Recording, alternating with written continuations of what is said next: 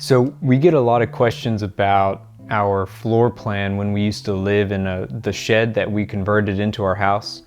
And for those who don't know, a few years ago, my wife and I bought a 16 by 40 portable cabin and refinished the inside and lived in it for a few years. You know, I've shared a lot about that project, but I never really went into detail about the floor plan. So I figured, you know, this would be a good opportunity to do that. So right off the bat, you know, we didn't go into it we knew we wanted a 16 by 40 building size, but we didn't have an exact layout, and we were afraid to commit to a layout before we got our building. And so we went ahead and we ordered the building with no windows, because you can add windows and stuff like that. So we ordered it very bare bones, just a front door in the middle of the house. But we knew we wanted to keep it as open feeling as possible, so we kept all the rooms off to one side. It was a 1-bedroom and a small 4-foot by 4-foot closet and a long bathroom.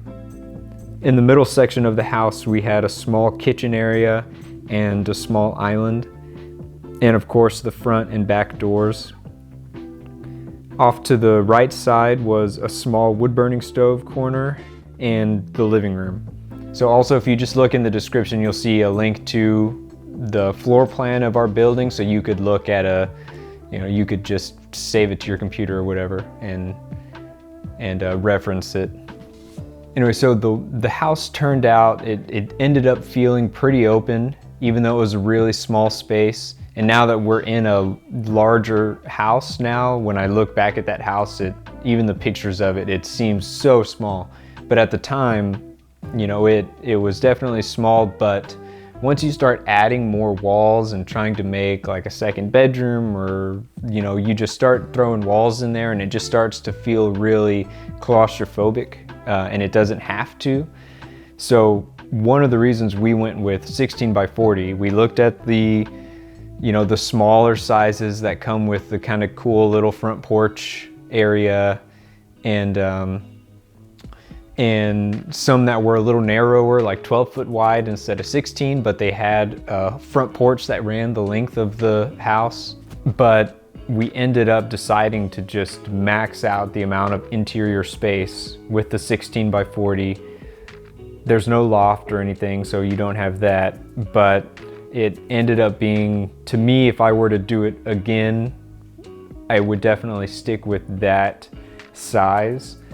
And I didn't realize this, but even though we got a 16 by 40, the interior living space, you already know it's not going to be that because of the thickness of the walls and that kind of stuff. So I don't know if it's the case with all portable building makers, but in our case, they actually measure the 16 feet from eave to eave. So like the overhang of the roof, the end of that overhang, it's like they're including that in the length.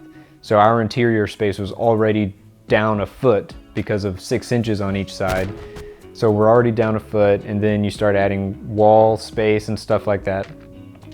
And for a 16-foot wide house, it wasn't that big of a deal. But say you got a 12-foot wide, and then all of a sudden you're down to 11, and then you do sheetrock and whatever, and you're just slowly inching and narrowing your interior space. And so that just reinforces to me that I personally wouldn't have gone narrower than 16 feet. And the 40 feet just gave us enough space where we could keep our bedroom and bathroom and all that off to one side, and then let the rest just be as open as possible, which was, again, like, I think one of the better uses of just that space. So looking back, I think one of the things I would have redone is, did it seem like our bedroom was too big in that house? Yeah. Yeah.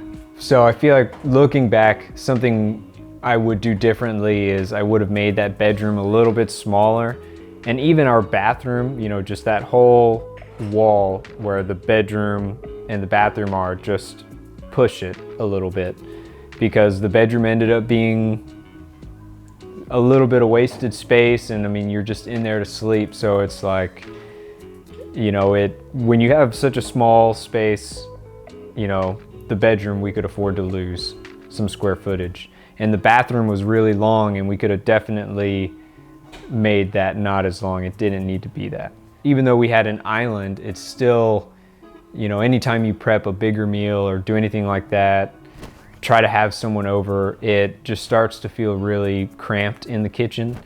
And so to be able to give ourselves more counter space, that would have been nice. And, you know, if you've got more counter space, then maybe you can do a slightly longer island. And then another thing I probably would have done is I probably would have done like an all-in-one washer and dryer. I know they're kind of expensive, but because then you could just have it underneath the counter and the countertop can run over it, and it just gives you, you know, it gives you almost 3 more feet of countertop space. And we didn't have that. We had a stackable that was just open concept, and it wasn't an eyesore or anything to us, but losing potential counter space, you could definitely feel it.